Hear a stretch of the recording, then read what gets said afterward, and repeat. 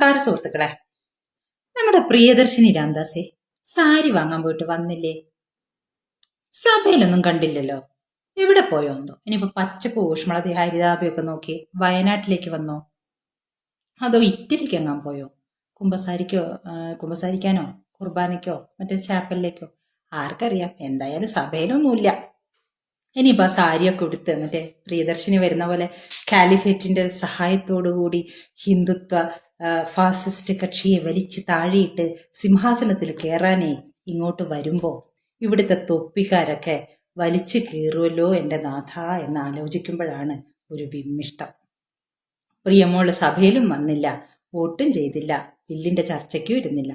ഒരാങ്ങളെ ചെക്കനുള്ളതാണെങ്കിൽ വായ പോലും തുറന്നില്ല എന്നാണ് കോൺഗ്രസ്സുകാർ പോലും പറയുന്നത്. സോറോസ് അങ്കിൾ അയച്ചു കൊടുക്കുന്ന പൈസയും കൊണ്ട് എന്തൊക്കെയോ വെള്ളപ്പൊടി വാങ്ങി കലക്കി കുടിച്ച് കുറച്ച് പുകച്ചൊക്കെ ഇങ്ങനെ നടക്കുകയാണ്. പാവമൊന്നുമല്ല, കുടുംബേഷാണ്.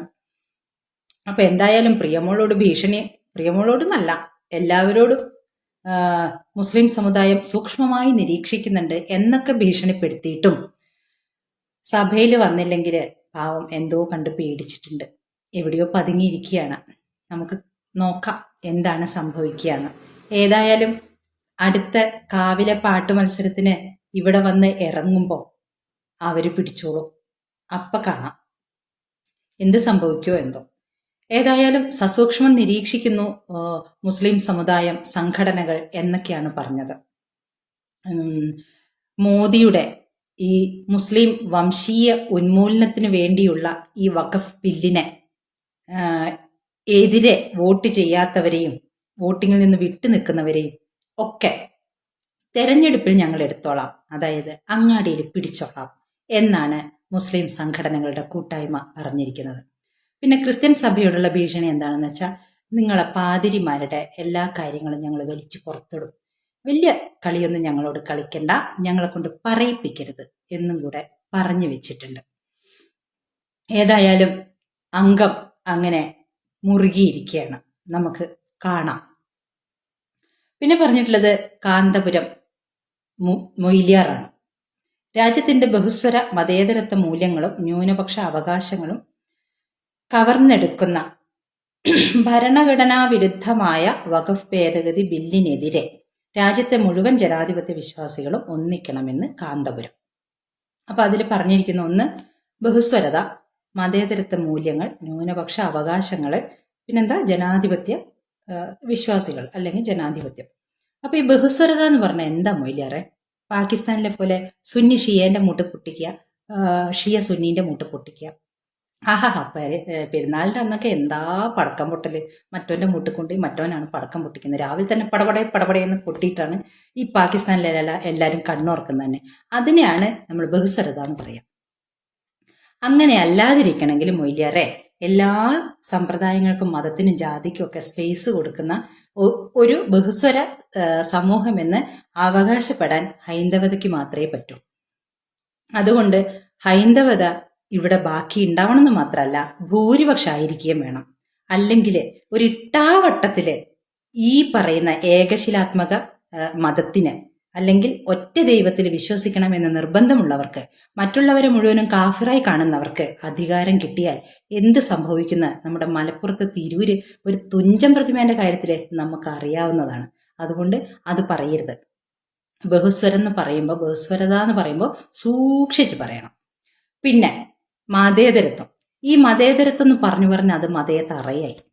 ഗാന്ധിയുടെ കാലം മുതൽ ഈ ഖിലാഫത്തിനെയൊക്കെ കോൺഗ്രസിനെ കൊണ്ടുവന്ന് കൂട്ടിക്കെട്ടി ഇവരെ പ്രീണിപ്പിക്കുന്നതാണ്, ഇവരുടെ ഇഷ്ടത്തിന് തുള്ളുന്നതാണ് മതേതരത്വം എന്നുള്ള ഒരു പൊതുബോധം സൃഷ്ടിക്കപ്പെട്ടു കഴിഞ്ഞു. ഈ മതേതരത്വത്തിന് നമ്മൾ മതനിരപേക്ഷത എന്നുള്ളത് കൊണ്ട് റീപ്ലേസ് ചെയ്യണം. അപ്പോഴാണ് അതിന്റെ മെറിറ്റുള്ള ചർച്ചകൾ നടക്കുക. അതിവിടുത്തെ LDF UDF സമ്മതിക്കുകയില്ല. അവർ ആ ഒരു സംഭവം പറയും, ഞങ്ങൾ മതേതരത്വം എന്ന് പറയും. എന്ത് മതേതരത്വം? ഈ മുസ്ലിം പ്രീണനം, വോട്ട് ബാങ്ക് പ്രീണനത്തിലാണ് ഇവർ മതേതരത്വം എന്ന് പറയുന്നത്. അപ്പോൾ നമുക്ക് ആ മതേതരത്വം എന്നുള്ളതിനെയും ഇപ്പോഴത്തെ നിലവിലുള്ളതിനെ അങ്ങ് മാറ്റി വെക്കാം. പിന്നെയുള്ളത് ന്യൂനപക്ഷ അവകാശങ്ങൾ എന്ന് പറയുന്നതാണ്. എന്താണ് ന്യൂനപക്ഷ അവകാശം എന്ന് പറയുന്നത്?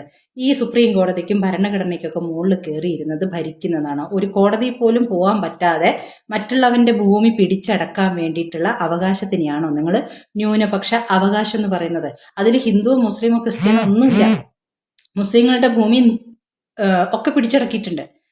അങ്ങനെ ഒരുപാട് പാവത്തുങ്ങൾ ഈ മുസ്ലിം സമുദായത്തിനെതിരെ പറഞ്ഞാൽ എന്ത് സംഭവിക്കും എന്നുള്ളത് കൊണ്ട് നിസ്സഹായരായി പോയിട്ടുള്ള ഒരുപാട് താഴേക്കിടയിലുള്ള മുസ്ലിങ്ങളുണ്ട്.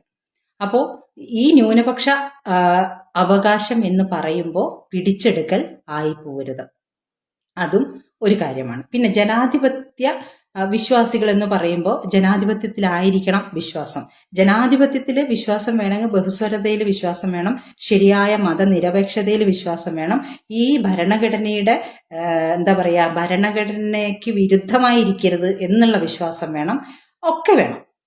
അപ്പോൾ ഈ ഭരണഘടനാ വിരുദ്ധമാണ് വഖഫ് ബില്ല് എന്ന് പറയുന്നുണ്ടല്ലോ, അതെങ്ങനെയാണ്? കാലാകാലങ്ങളിൽ ഓരോന്നിനെയും അമെൻഡ് ചെയ്ത് അതിനെ പുതുക്കി കൊണ്ടുവരേണ്ടത് കാലഘട്ടത്തിന്റെ ആവശ്യമായി വരുമ്പോൾ അതെങ്ങനെ ഭരണഘടനാ വിരുദ്ധമാവും? ചില പ്രത്യേക ഗ്രന്ഥങ്ങളെ പോലെ തൊടാണ്ട് വെക്കാൻ പറ്റുമോ? ഇപ്പം ഈ ബില്ല് വന്നതുകൊണ്ട്, ബില്ല് പാസ്സായത് കൊണ്ട് മാത്രമല്ലേ മുൻപത്തെ ജനതയ്ക്ക് നീതി കിട്ടുന്നത്? അതുപോലെ ഒരുപാട് ഇപ്പോ ഈ താഴേക്കടയിലുള്ള മുസ്ലിങ്ങൾ തന്നെ ഉണ്ടല്ലോ, സുന്നിയുണ്ട്, ഷിയ ഉണ്ട്, പിന്നെന്താ ദാവൂദി ബോറ, അങ്ങനെ എന്തൊക്കെയോ വിഭാഗങ്ങളില്ലേ. അവർക്കൊക്കെയും ഇപ്പൊ JPC പോയിട്ട് അവരുടെ അഭിപ്രായം പറയാൻ പറ്റി. സ്ത്രീകളൊക്കെ ബോർഡിൽ വന്നു, ഈ വഖഫ് ബോർഡിൽ സ്ത്രീകൾ വന്നു.